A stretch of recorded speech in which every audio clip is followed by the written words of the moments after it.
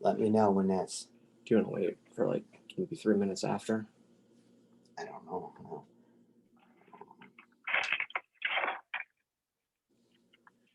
I think you can go ahead and start. I have it recording, so if anybody hops on a little late, it'll be recorded anyways.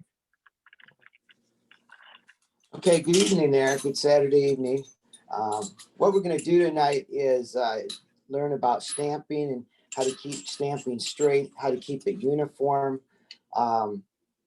Basically, so it's neat. And there's a lot of stuff that I've done in the past that I've self-taught myself that I'll be sharing with you. And when we do the stamping / tooling here, we're going to be working from the center, from the edges, and anywhere in between. We'll be using a swivel knife with, let me move my mallet here, a swivel knife with a border tool cutter. Okay, and this was made for me special out of stainless steel. And we did a lot of research last night to help my students here today. And what it is, I'm just going to come out and tell you the names. So you folks that are listening will probably be the good ones to purchase it first. Then ones coming on later. But let's get to the point is this is called a border tool cutter. And I think they call it Little Wizard too. Anyways, right now, the only people that have this in stock right now is. Hey, hold on just 1 second. I can hear you. Is anybody else having difficulty hearing? No, I can hear them Okay. from Barbara. I don't know who the Samsung user is, but I think they're having trouble hearing. I'm not sure why. I just want to make sure it wasn't an issue on our end. Testing.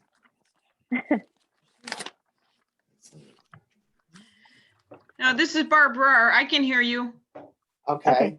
Go ahead good. and go then, I think, because I think it's just one person, but I'm not sure why.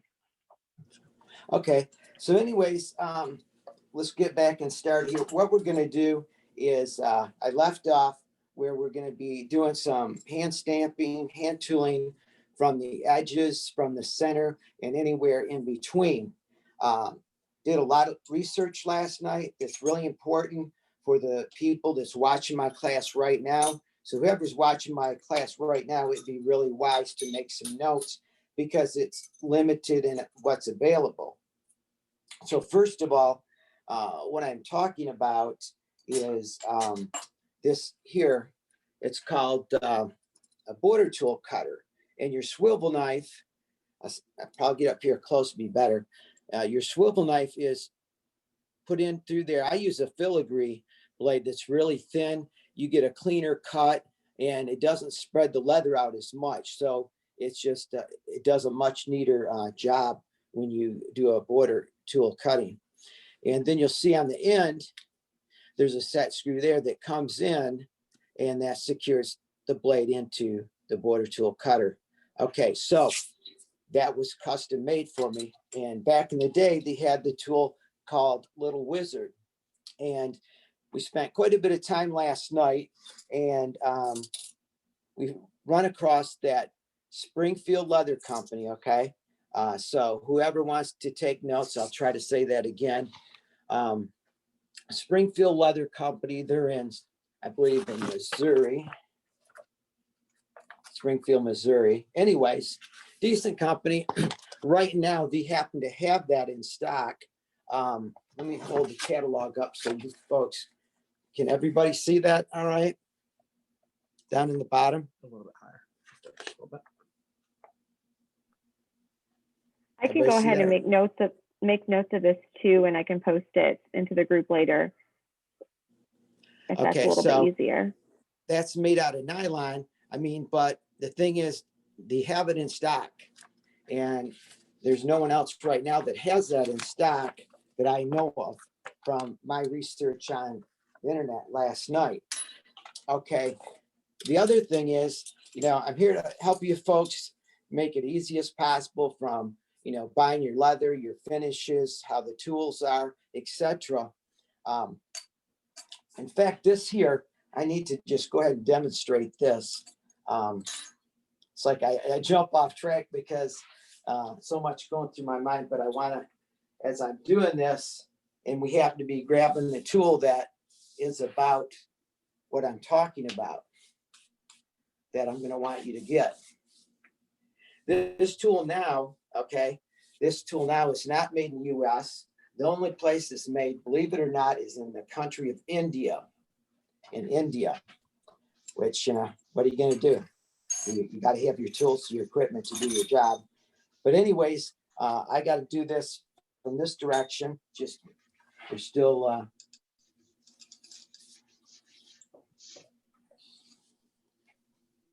okay. So if you look, how's that? You see how I did that? That guide there kept against the edge of the leather, and of course the blade cut. And you can see how, nice and clean that line is when I did that. Okay. So, and there again, it's, I probably repeat this a lot because it's a lot, even when I taught in the dyeing class, whoever watched my doing your dyeing of your leather. Okay. Same principle is, you go from your index finger to your thumb, your index finger to your thumb. You're in control of the tool. You're in control of your strip, etc. If you try to go past it, the belt's going to move around. You're going to slip off, and then you have issues.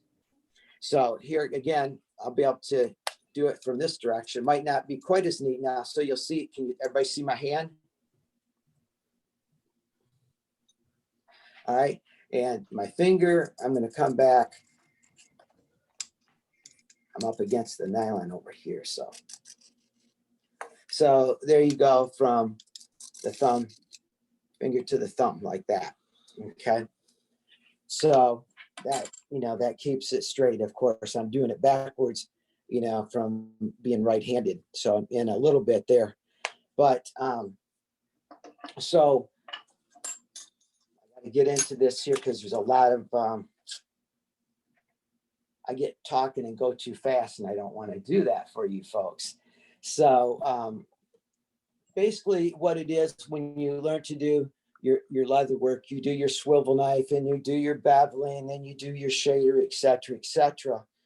When you get a beginner set, you have your swivel knife, and usually it's the, what is it, the B197, okay? Has, of course, a toe to it. It's at an angle, your edges. You're going to put the toe down into that cut. Move this stuff over here. So you're going to put the toe down into that cut like this here. Sorry about that. You got it? Okay, so you put the toe that down in there and tap it. Okay, and you can see what that did. Okay, so there again, it's just, you're learning, so take your time. And no matter what stamp or what tool you're hanging on to, always keep your fingers, the little finger flush with the bottom of the tool all the time. Then your other three fingers coming up. And there again, the purpose of that is so as you hit it, you're feeling the depth that it's dropping into the leather, and you can judge how far it's going in, so it doesn't get away from you, or it doesn't jump around, it doesn't shift or move.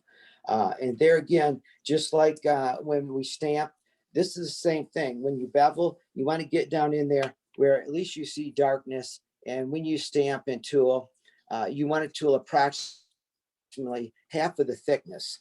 Okay, so here's what we're going to do. I'm going to start right about here, and I'm going to start tapping it.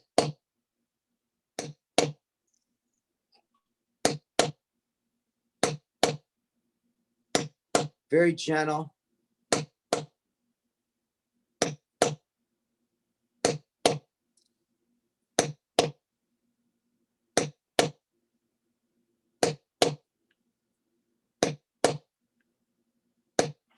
Okay, so we've hand beveled with, by hand with a mallet and a tool, and you can see what you have there.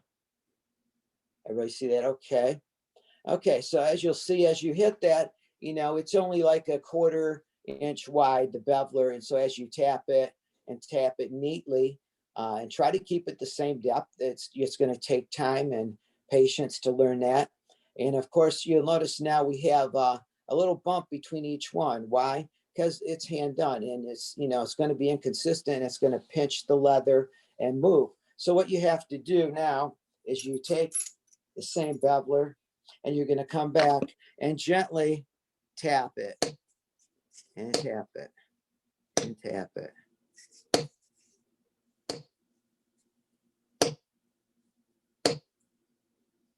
Because you want that nice, smooth and flat, so it looks really nice. Okay, so now we've done that. Okay, and we've got that where it's more smooth. You don't see the bumps. Okay, everybody see that, right? Okay, so as you've seen, my daughter posted, and there again, right away, I want to thank my daughter Amanda and my son Garth here helped me do this. If it wasn't for them, I wouldn't be standing here today doing this. So I'm very grateful and I'm very thankful. So now we'll move on. And as you notice, Amanda posted where it says about the tricks and stuff like that. The goal is for me when I did leather work is I did the carving, the floral carving and the stamping, and I learned all that. But as days, years, months went on, I started to do it not just as a hobby, but like a part-time, doing craft shows and festivals and stuff like that. And I had to figure out different ways of making it easier to do my leather work. Okay, so you can see, and there again, I'm standing here, 50 plus years of experience, and you watch me do that. Okay, so here's what I want to point out to you. And there again, we talked with Springfield Leather Company last night. Okay, and this tool right here, back in the day, this is called a bevel ease. It goes right in your swivel knife, just like your blade does. You have a screw here or an Allen head wrench. It's nice rounded nylon, nice and smooth. And there again, it has a toe there to it, with a bevel coming down there.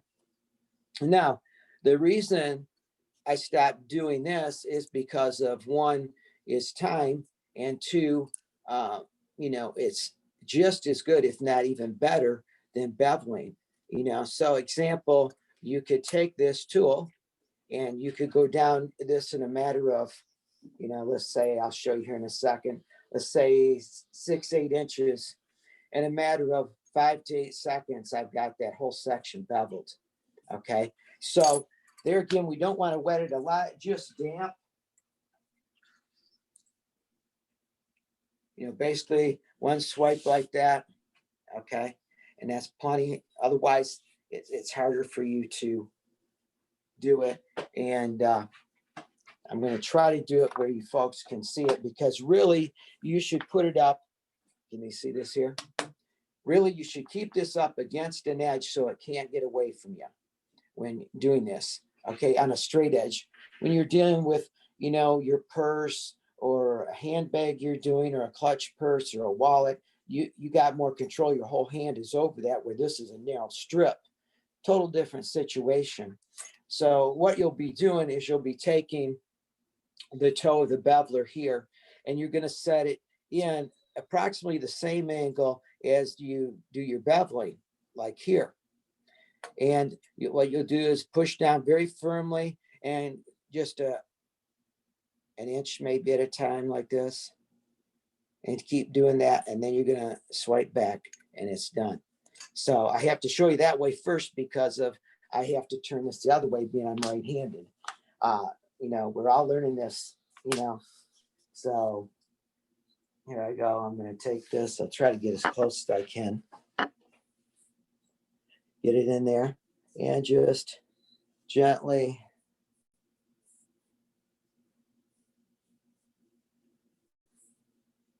Okay, so now I want it a little deeper, so I'm going to tip it a little more pressure, I'm gonna go a little bit faster, but shorter lengths, you know? Okay, and I'm not sure, was that 15 seconds or 20 seconds? But there's what I've accomplished. Does everybody see that all right?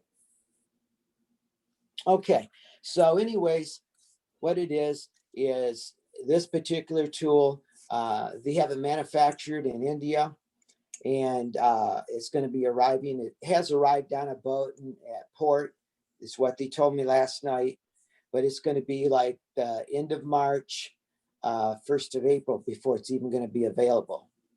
So the point is, mark your calendar, because, you know, who knows, you know, when they'll order it again.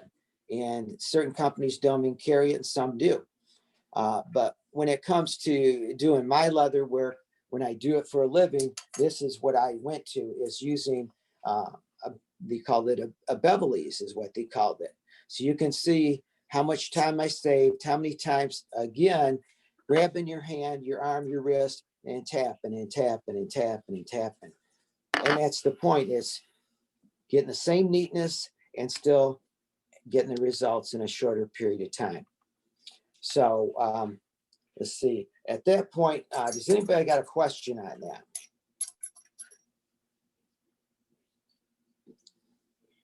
If there are any questions, go ahead and feel free to take yourself off mute and ask those now, or type them into the chat, and then I can read them aloud to Doug.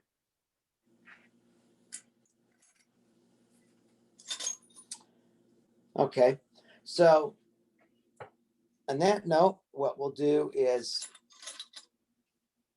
we're going to start, go ahead and finish the other side so it's even, because we'll use that for another technique that we'll be doing.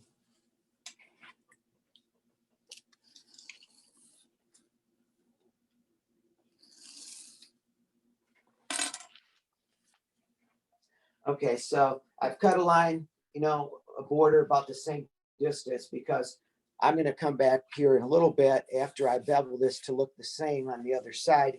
And I'll be showing you some tooling coming in from the edges in, and we want it to look the same on both sides. So I'm going to go ahead and wet that, and then turn it around and take the toe of the Beverly's tool and bevel that.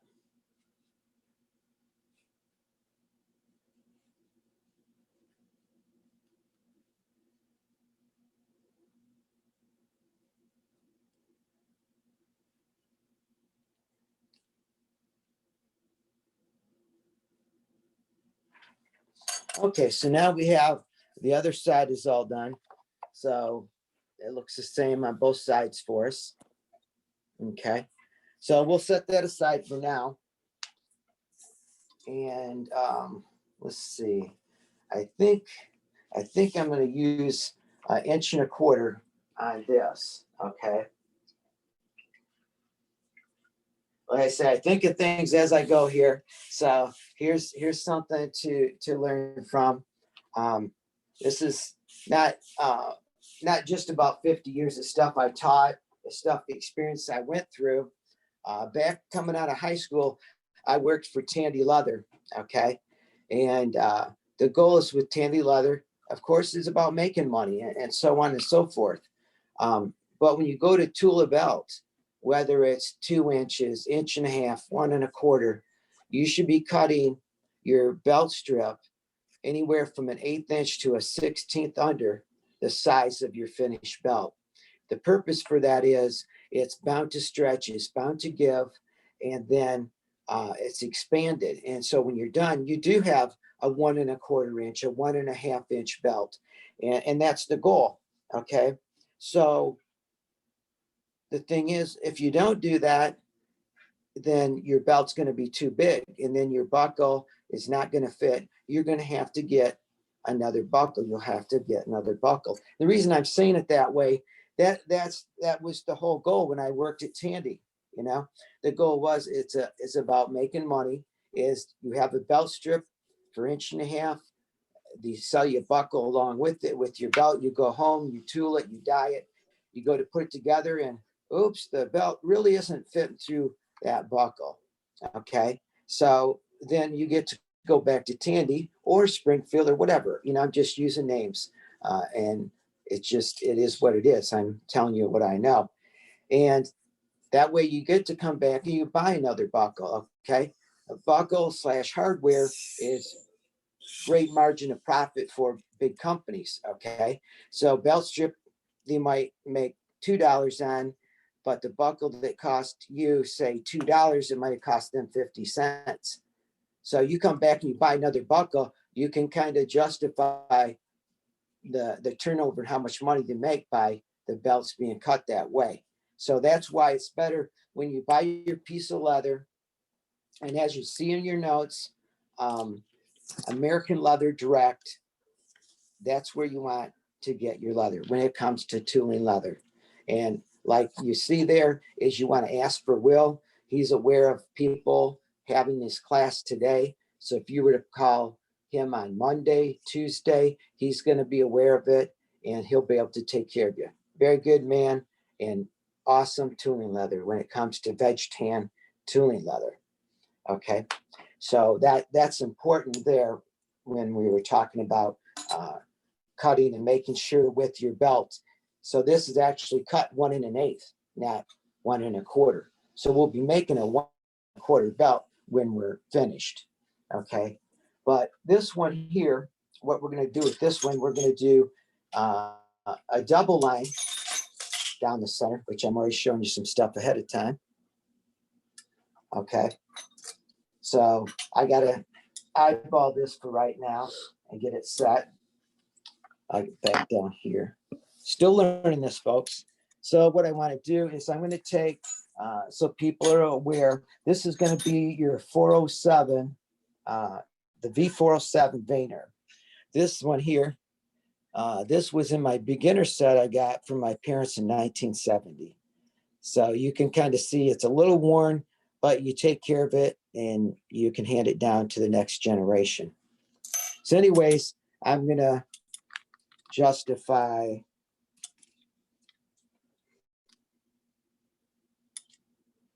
I think that's going to be good right there. So I'm going to come down finger to thumb, and then we'll go down the other side.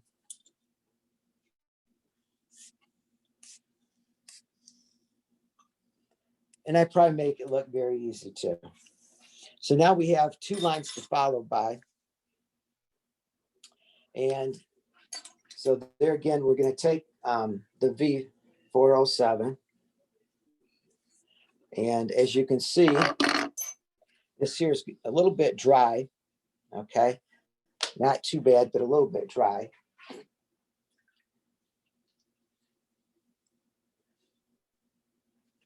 So what I want to share with you, people that, are going to tool a long strip, a belt, etc. What I learned and taught myself here, say if I'm tooling a 40-inch belt, 50-inch belt, whatever it may be, so you're not laying your mallet down, your tool down, going back and forth to the water bowl. Okay, bath temperature water, first of all, not cold. Cold water is going to keep the pores of the leather tight together. It's going to create resistance for your tool to go down in there and make an impression. Okay, hot water, you're harming the grain of the leather and making it spongy. So what happens there, of course, when you hit the tool, it's going to drop in really quick, if not go completely through the leather. Plus, it's going to make the leather bulge on the top and stretch out of shape. So neither one of those. You want, just like you were drawing your shower or your bath, that's the temperature of the water, just like on your own skin. So that's the first thing. But what I want you to see here, when you're doing a strip or a belt like this, years and years of doing this, 50 years, keep in mind, the further you get down is you go, okay, I'm going to go down one more time. Okay, so about right here, I'm hoping everybody's watching this. About right here, I'm going to start at that point now and swipe again. I'm going to come down another 4 inches and swipe again. Another 4 or 5 inches and swipe again. And then one more time. And you can see what's happening there. Okay, so if you watch the shadow of your moisture on the strip, okay, This thing right here, it's ready to go. It's ready to tool. It's ready to get the work done. So as you're doing this and you're starting here, by the time you go and go and go and get to this end, whatever it is, whether it's 5 minutes or so, the leather is now setting up for you. Okay. And you get to the next distance and it's the air's drying it and it's setting it up for you. So you can stand right here and never go to the water bowl again and say in 15 minutes you could tool down one side of that strip, if not sooner, depending on what tool you're putting on. It might be an hour going down one side. That all depends on what tooling design you're putting on it. So we're going to use the 407. And there again, your pinky to the bottom here on that. And we're going to set it on here. Just like that. And there again, you're only human.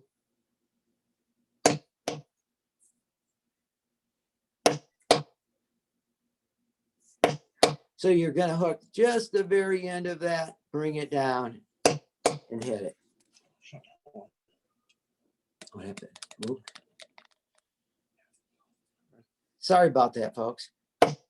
So then you'll hook it, bring it down. Then. Okay, so as you're going to see here, that third one here, it doesn't have darkness down in there. Okay, so what's important about that is all your tooling, no matter a veiner, a camouflage tool, whatever it may be, you have to have darkness down into the cut, down into your impression of your stamp. If not, what's going to happen is your stain, your antiquing will wipe right out of there. And then you lose the effect of your tooling and you ruin, the appearance of it. So you just carefully, you set it back in there and get it set in there correctly. And then just like that. And now we've got it down into that same distance there. Okay. And we'll keep going here. And of course, I'm moving a little bit faster. So, but you can see the leather is, see how the leather's starting to lighten up in here now? And it's still wetter down here. So as we're going to travel here, it's going to be pretty close to what it needs to be when I get there with my tooling. There again, the V407.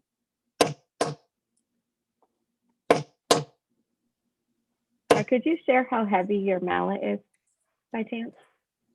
Okay, so what we have here, it's amazing. I created this years ago. I'm talking to a couple people about it, but this whole mallet, this is solid oak, this handle here. Okay, this is 6.6 density nylon. Okay, and the reason I tell you the decimals of that, because there's different densities, If we get a 3.3, it's more white and creamy, and it'd explode. Not explode, but let's see. I got it right here. So I'm just going to simply show you the truth, folks. Show you the truth. 6.6, but let me grab a new mallet.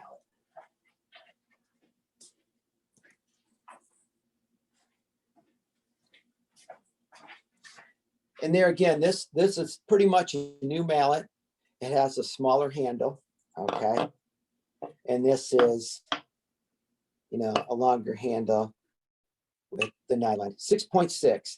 So I know you can buy malls out there, they're great to a point, but there again, 50 years plus experience is what you're talking, that you're talking to here.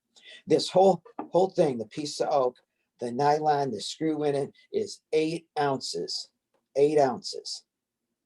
And by having the larger handle of oak in it, you can range with all different strengths of blows to the tool, the stamp, etc.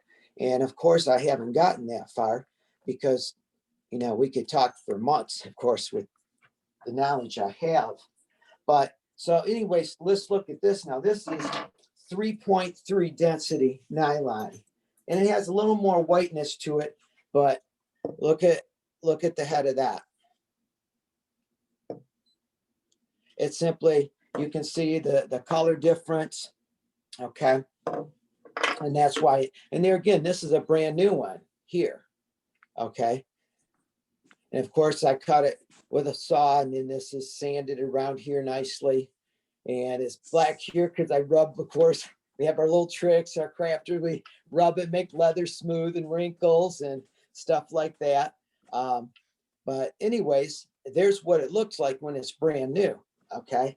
And take in mind, when you do it for a living, it's a lot different.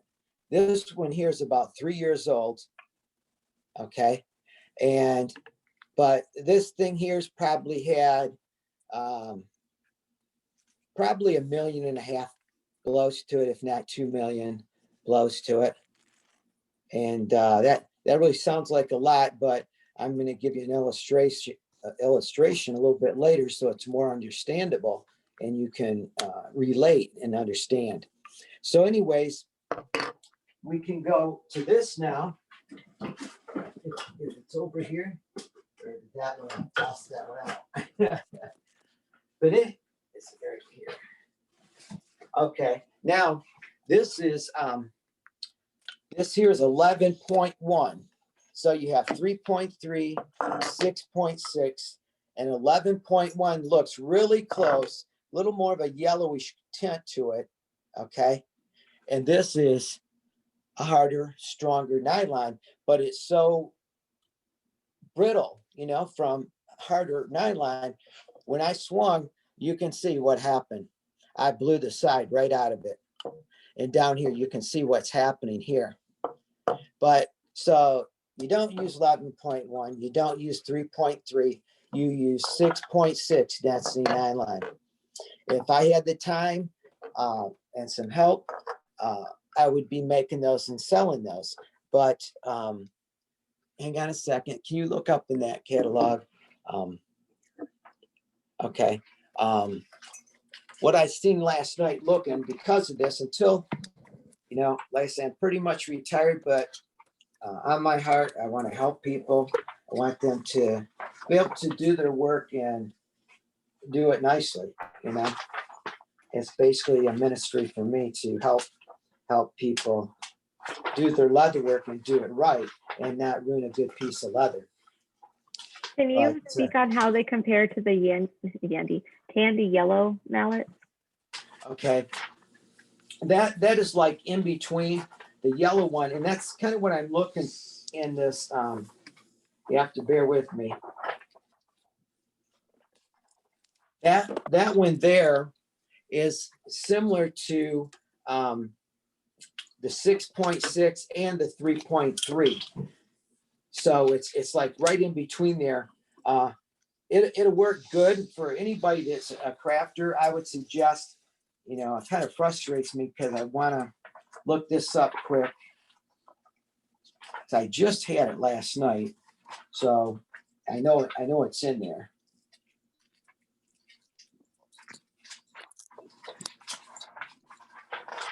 I guess I'm not in a hurry if you're not in a hurry.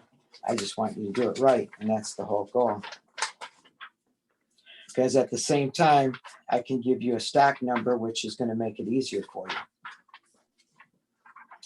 And the other reason, I guess, I would say Springfield over Tandy is a little bigger selection of stamps as far as different ones. You know, Tandy's a great company.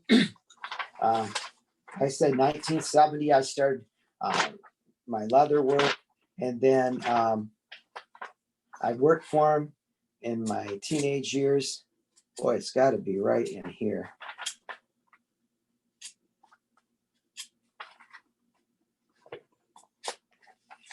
Thanks for your patience. Okay, here we go. All right, let me grab this here.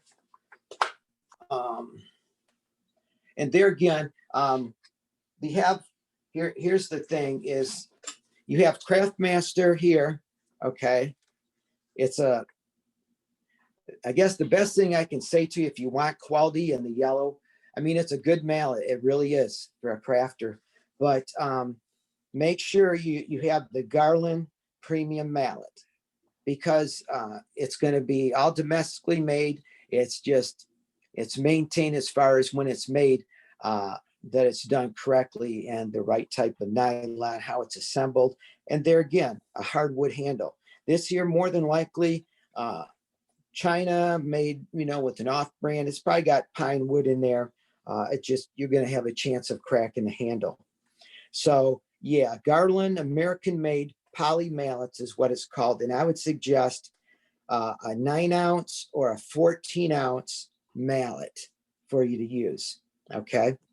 So if everybody is listening, I'm going to tell you the stock number while we're right here. If everybody has a pen and paper, I'll give you a minute.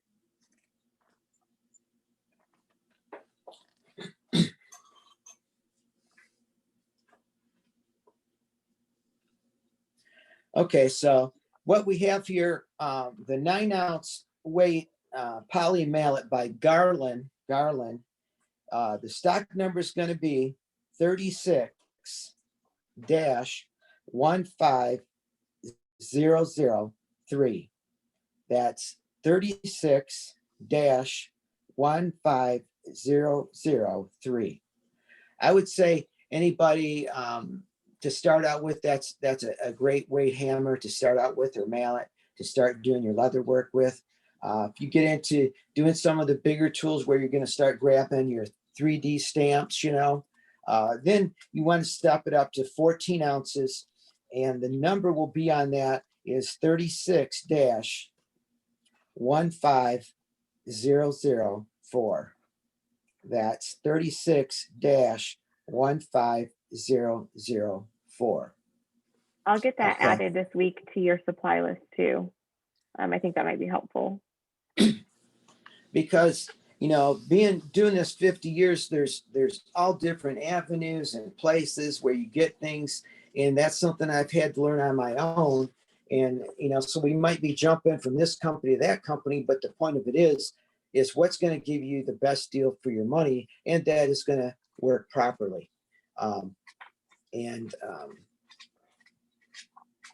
When it comes to the tools, you have a bigger selection for your stamping tools in here too. They have them in sections, like your hair shaders, your veiners, etc. Like I say, there's so much to learn when you do this. So anyways, as we were doing here, we'll get this. Any other questions before I go on?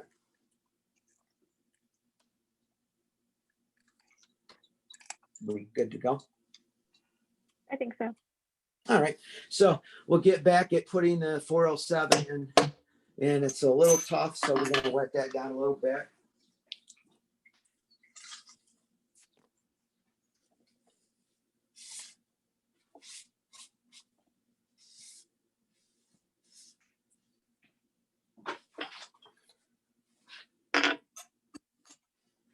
Okay, so there again, I'll move that out of the way.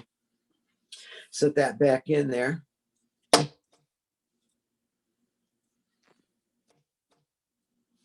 Okay, now, being we're talking about the mallet, this is so important. Like I say, there's, boy, oh boy, thousands and thousands of things I could share. Okay, so I'm hoping, so Amanda needs to be watching here on the film, or my son here, Garth. You can see you have this narrow part, then you have a fatter part, and then you have this out here.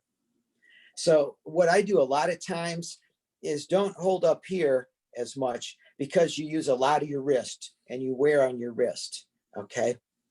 You're further ahead, holding it in this area right here. And I hold it just like this, and my finger here, and I'm going to let the mallet do the work for me. I'm not going to use my arm a whole lot, my wrist very low, and you barely have to hit it when you do it. If you want to slow your stroke, you can pull it up a little bit. I'm not up in the center, I'm in between, and then I'm going to hit it here. And there again, take in mind, see like that one right here, this one right here, I was back on the handle quite a ways. So when that piece of nylon came down and hit it, it just drove it in. And there again, that's the whole point is, you know, when you got that nylon and take in mind, and there again, 8 ounces, you're talking 8 ounces is doing this work. 8 ounces. This here,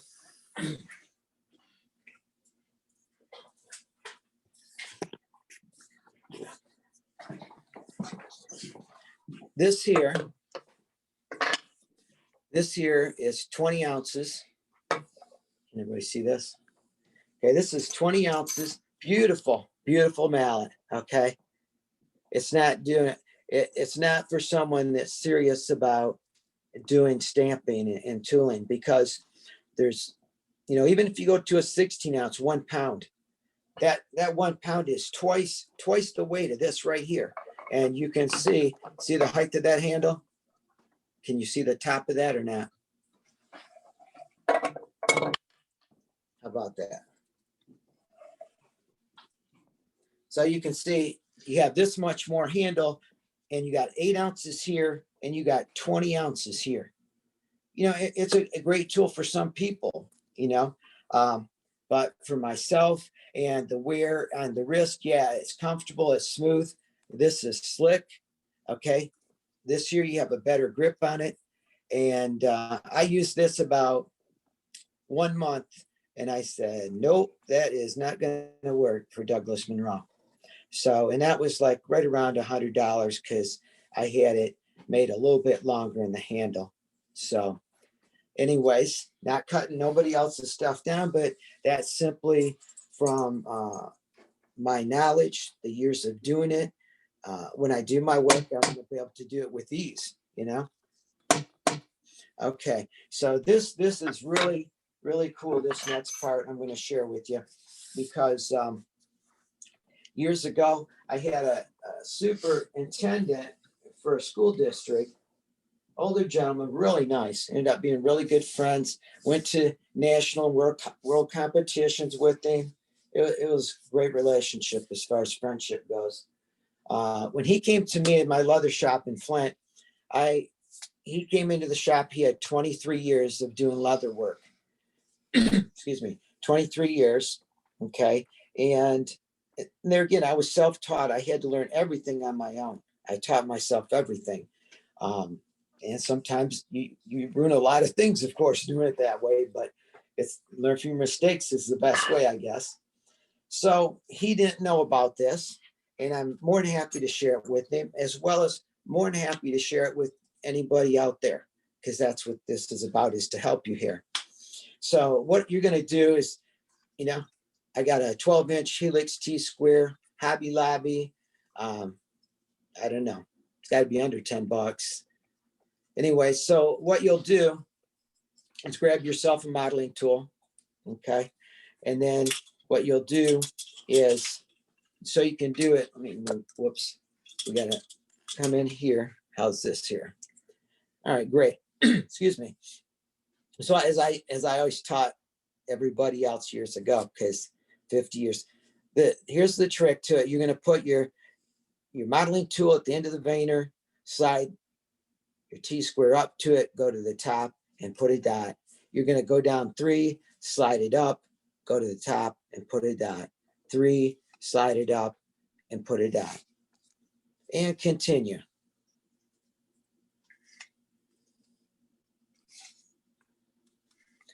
And there again, you know, some people, yeah, they do it like that. And other people, I mean, as far as how quick I'm doing it, I make it look real easy, I'm sure, to a lot of people. But that's what you're doing. Every third one. Okay. Now what's going to happen, you're going to see, you're going to learn what will happen here. And what the whole deal is here, people struggle learning, how do you keep your tooling so straight? Man, that is so neat. Just how do you do that? I don't understand. What are you doing, et cetera, et cetera. And so there again, I had to learn myself. And so every 3 veiners, It doesn't matter if it's a 413, a 417, you know, it doesn't matter if it's a 955. I mean, that's, and the same thing, I'll show you something else coming up. But anyways, the point of it is it's every 3. So what we're going to do now, is there any questions at that point before I grab the mallet?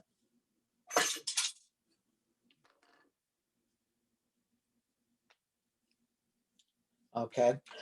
Excuse me. So now you're gonna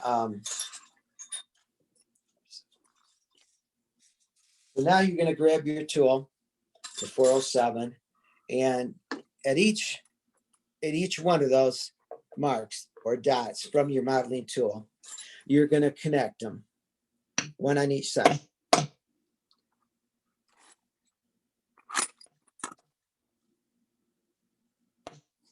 Even it out. I'm gonna come here, hook it, and come back here and hook it. And then go down here. Now you can go down the whole thing, but we're gonna get right to the point here. Is you'll notice those dots I connected 2 veiners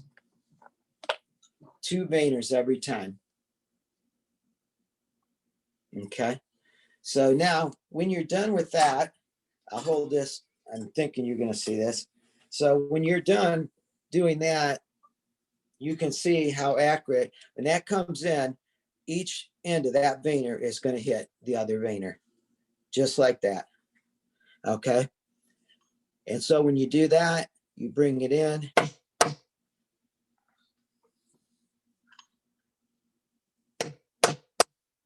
Okay. So now you've just created that tool to be exactly across from the other side. Okay. And that's the most important part, because every tool after this point that you apply, say you want to build on top of it, expand it out, it's going to stay square. It's going to stay uniform across from the other side. So that's your biggest starting point, is to make sure, whether it's your border, your center, to make sure it's square and look nice. That's how you do that, is you're going to take and mark every third one. And then as you'll see, it comes in. So I need to get that finished for us. And we're going to go right down and connect those.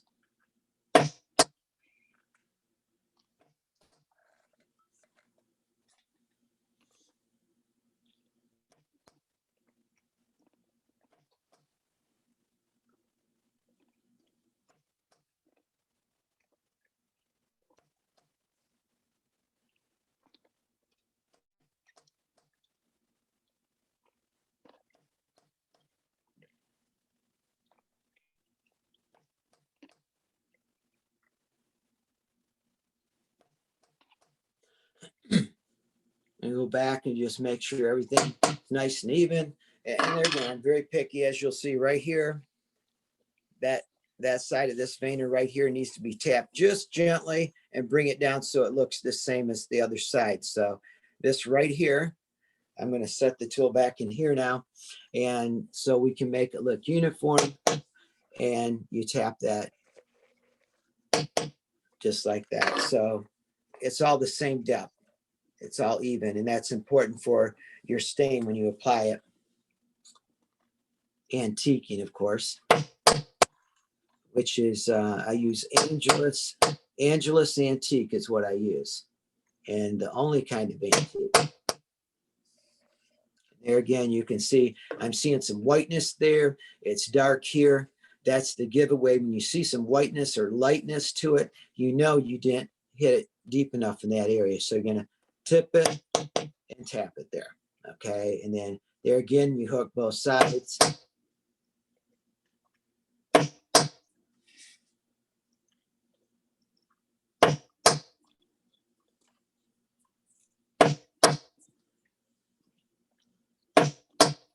Okay, so yeah, I got to drop one more down here so it looks the same for us, huh? Okay. So now what we'll do is somehow, so our belt looks even nicer. We used a line to guide ourselves by, to stamp, to put that first tool in.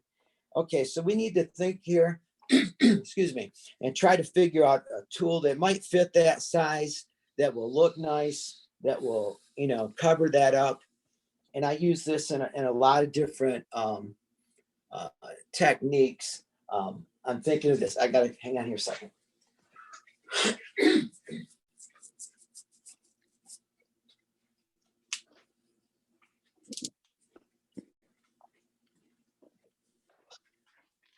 So what I'm going to do is I learned and found this is a sweet tool. And there again, I think this is the F926H.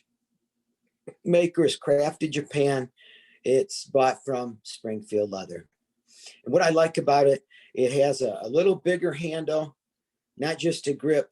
It's a little more beefed up down here, and it's really sweet. It cuts nice.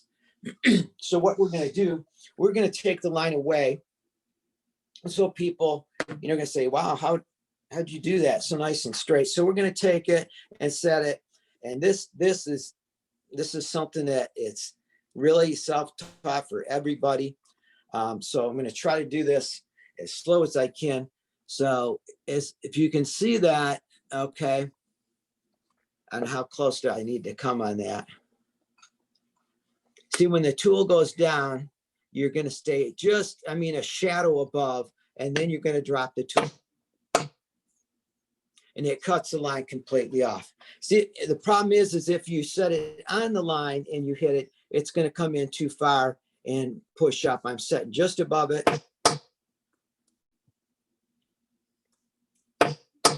So when you see that comes down, it takes the line right off there. If you was to set that on the line, sometimes it shoves that leather down into this smooth area, and we don't want to do that. You know, we want that to be another area for doing multicolored dyeing if you're going to do that.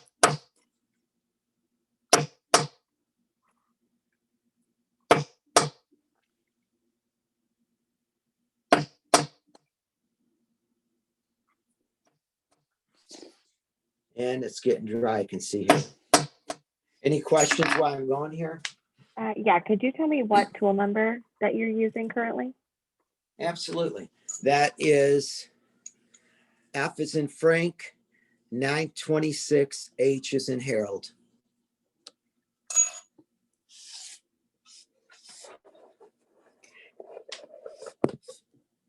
It's a really nice tool.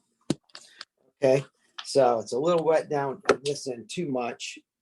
So I'm going to go back down here where it's not as bad, and we're going to set it right down on here.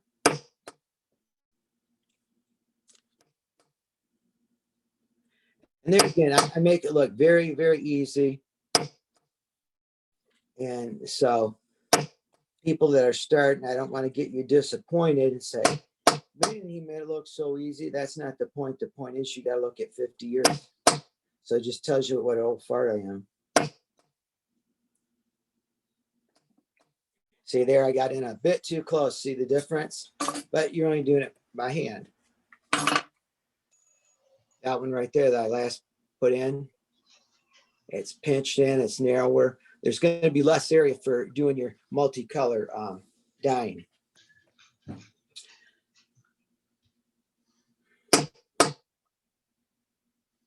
Well, it seems like the clock is ticking fast, and there's so much to show for you to know. And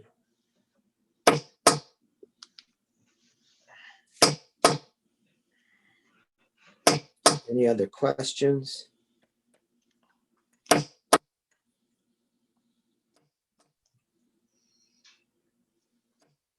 And while we're doing this, I want to show you something. It's going to show you a series of tools and just what you can do with it. Okay. So give me a second and I'll get this finished up on both sides. This is just, it's sweet.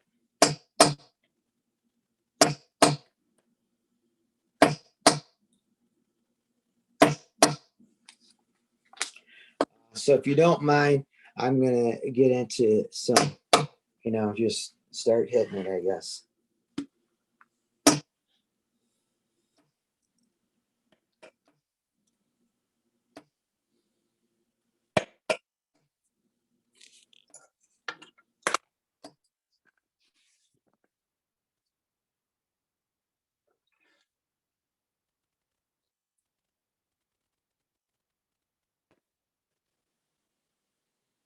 Yeah.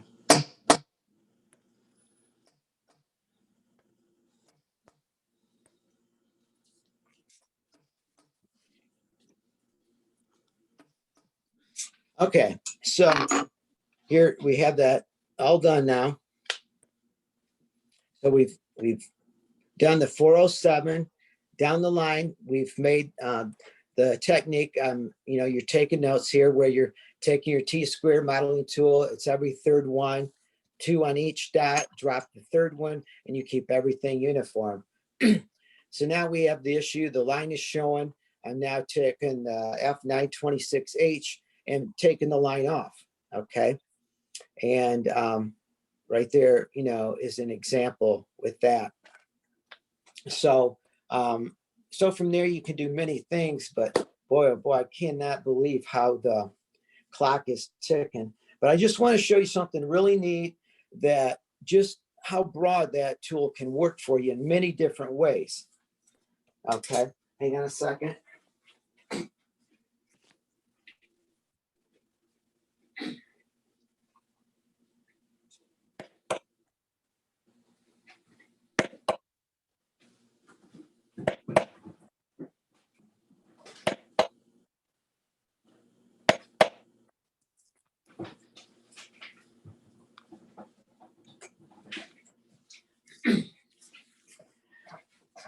See, folks, and my daughter, you're going to have to help me make sure I can show you this, how it's done. That F926H.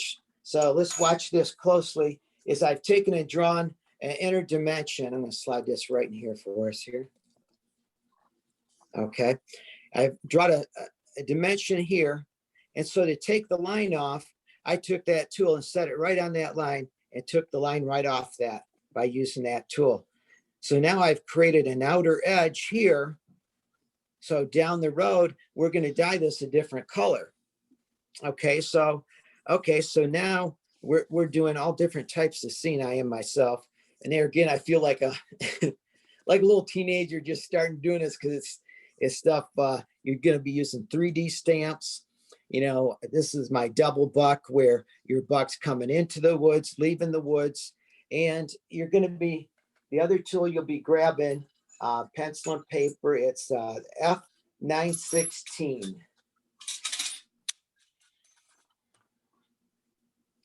It looks like that, the F916. And so then what I do is I put that in between that, just like that.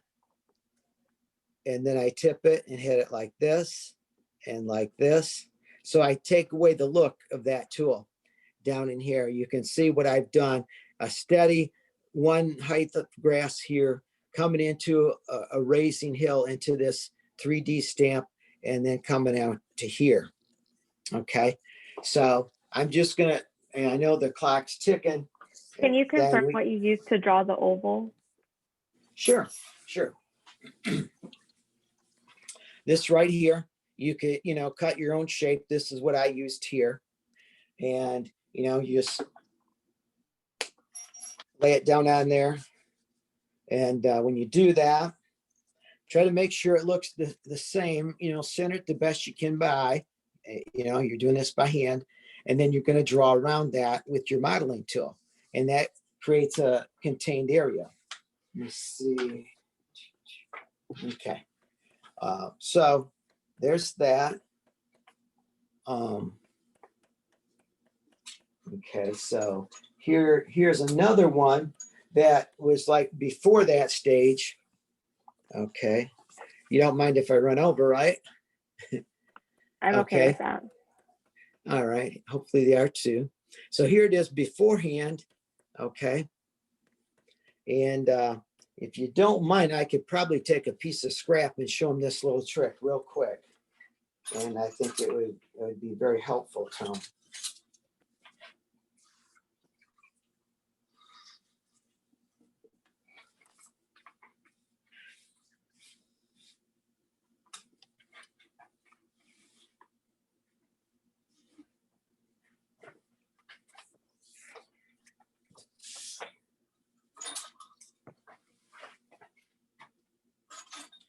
And there again, I'm getting all hyper now because of working on a little under pressure there. So there again, let's take this here, anything to draw a radius or a line. Let's just say we'll set it down there like that. You're gonna come around. You probably, I don't know if you can see that very good. In fact, I'm gonna get another piece of leather here that's gonna show better.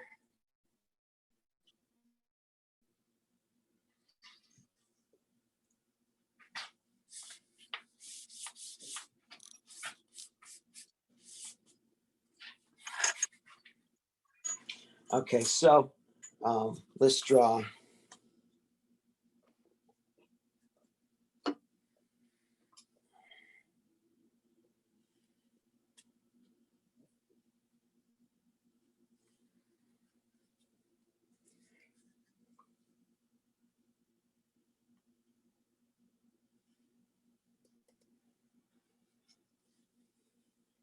Okay, so here's what we got here is you're gonna come right in on that line.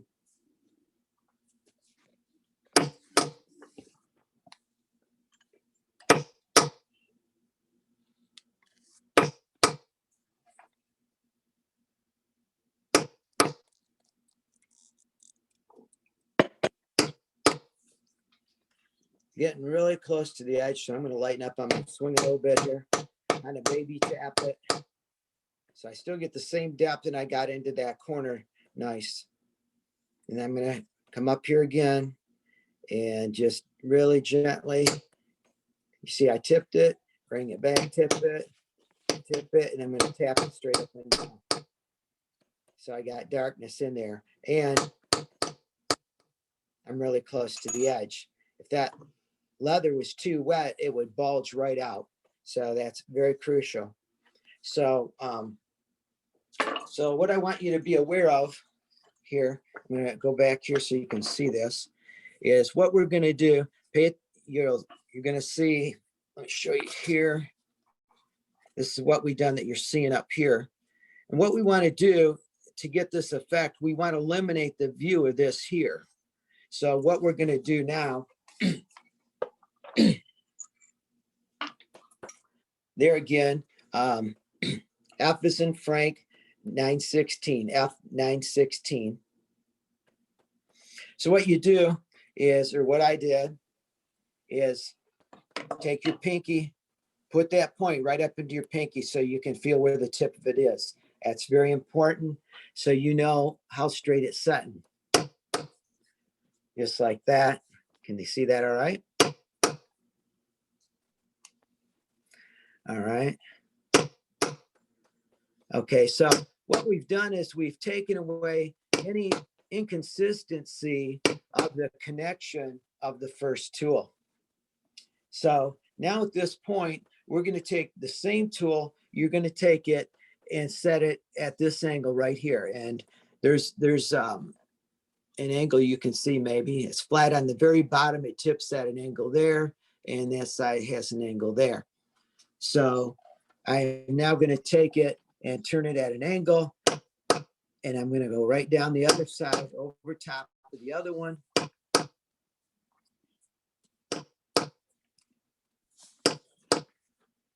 And I'm going to turn it and come right back the opposite way with the other side. So you can see what's happening there.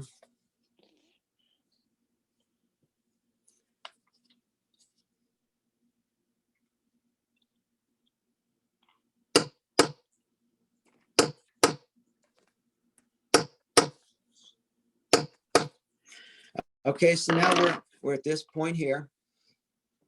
So you can see what we have to do now is we have to build and put in thickness to make a flat level of grass, or I say marsh grass because I'm doing outdoor scenery. So there again, this is simply years of doing it. You're gonna just, a lot of people that do carving, they do this with their backgrounder. Grip the tool really tight and just let the mallet, as you see the mallet, I'm just letting the weight of the mallet head drop on it. Okay, so if I want something to stand out, I'm gonna tip it, hit it real lightly. So they see some different looks in the grass, as I call it. And okay, so that's straight up. Say you want it to look like the wind's blowing, you're gonna tip it at an angle and come right over top and give it, you know, a whole different look. And you change that as you go because you have a big area. And then you can climb up and bring up. You want to try to keep it as even as you can. Come down just like that. It's all nice and even. And that's of course how I start building, coming up on a ridge. Something such as I've shown you right here. That's kind of how I'd be working up, coming to that 3D stamp, the mountain there. Okay. So now, as far as that goes, boy. Anyways, you've seen the double buck, so I don't want to jump ahead too far here.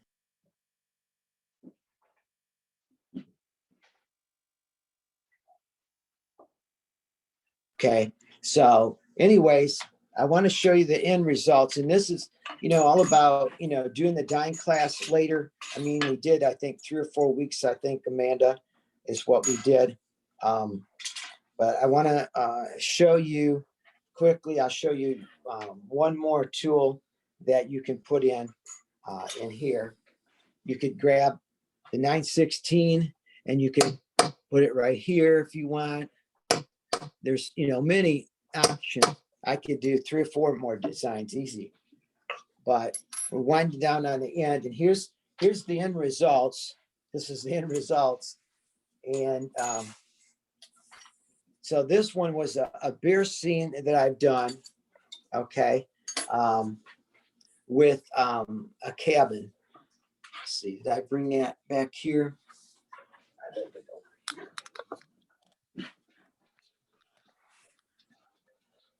Okay, so this is what I call my mountain and black bear scene with the cabin.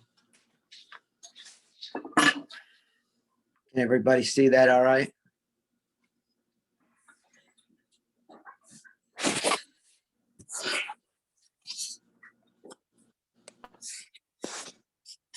So there's your kind of your end results, what it's going to look like, whether you're doing a bear, a double buck, single buck, and so on. That's how that's done. Okay. So is there any questions? Or I do have one short thing I need to show you that's really important. I wanted to make sure I got this put in is there.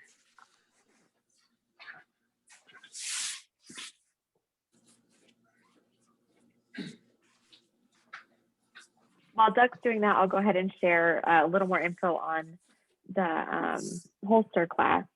So he's offering to go ahead and send out kits for $32 and then $17 for each additional one after that. There's more info on the group page. We're going to go ahead and just use PayPal to do that. I think it's looking like we're going to kind of keep it like a 4-hour class where the first hour will be tooling, the second will be dyeing. We'll take an hour intermission or break for dinner or whatever to let that dye dry. And then after that, it'll be assembling the holster. So if you're interested in that, just look for that on the Facebook page. And if there's any questions, feel free to reach out to Doug or myself and we'll be happy to get you squared away.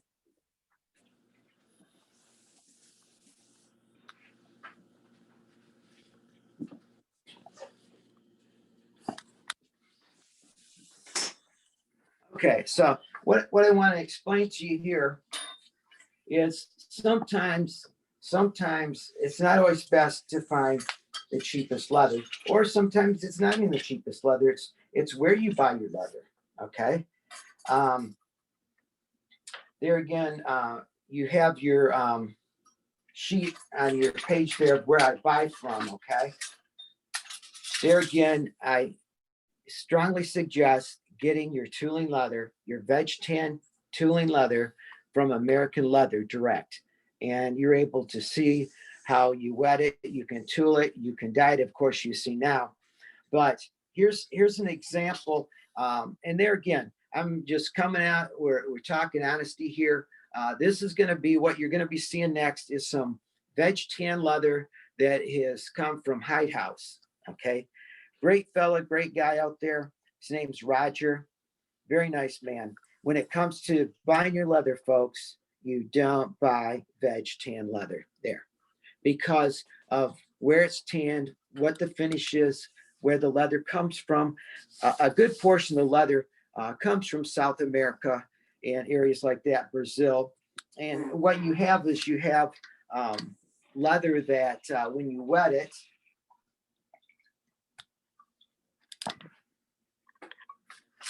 what happens is there's a lot of resistance sometimes. Let's see which one. Of course, it's not going to be on this one, of course, but it likes to set a lot and you have a lot of tick bites in the leather. And this one, of course, it's going to soak right in and make me a liar, of course. But anyways, a lot of the leather that I've gotten, it sets there. It doesn't like to soak in. And it's because they have too much blemishing compound on it. And of course, that is to cover the scratches, the scuffs. And over there in South America, they have big issues with ticks. So you have a lot of tick bites with that leather. And so when you have a lot of tick bites, they use heavier amount of blemishing compound and they rub it in, smooth it in, it's buffed off. You get the leather, beautiful piece of leather, it looks like, until you go to tool it and then dye it. Because when you wet it, you're going to get some of the blemishing compound off. But when you go to your step of dyeing it, you're going to have stuff where some of the compound came off from wetting it and some didn't. So when you go to dye it, I guarantee you your dyeing, your antiquing will be inconsistent and you ruin your project. I mean, dyeing is just as important as your tooling, as you know, you've seen in my demonstrations.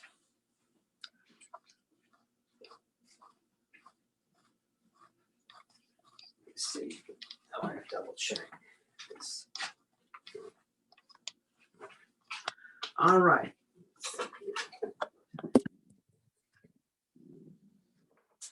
Okay, so I think that covers everything for tonight. I guess a little bit of humor here. There again, this is a tool that I've done. I've probably busted a dozen or so tools, but this is because of, you know, the work and, you know, thousands of blows to these tools. So you can see not every tool holds up. And that happens to be from, you know, Springfield Leather, Hobby Lobby. It's the same one. It's made by Hide Crafter.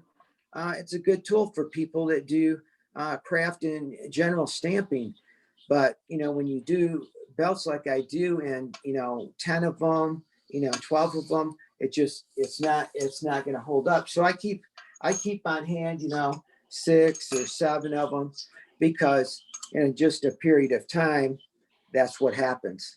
But that's, you know, myself, because I do it for a living, not for a hobby. So I just thought I'd share that with you. And so you can kind of understand the difference that tools what can happen. So we just touched the surface as far as, you know, what I can show for tooling. So do we have any questions here tonight? Any questions?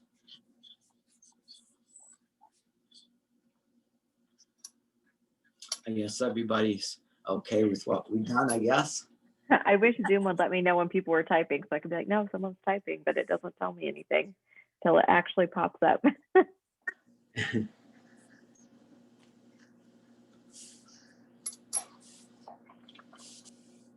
All right, well, it looks like everyone's good to go. All right. That's Thank great. you. You have a good weekend. Thanks, You're welcome. Doug. Really You're welcome. appreciate Thanks, all of your, everyone. thank you so much. You're welcome. You're welcome.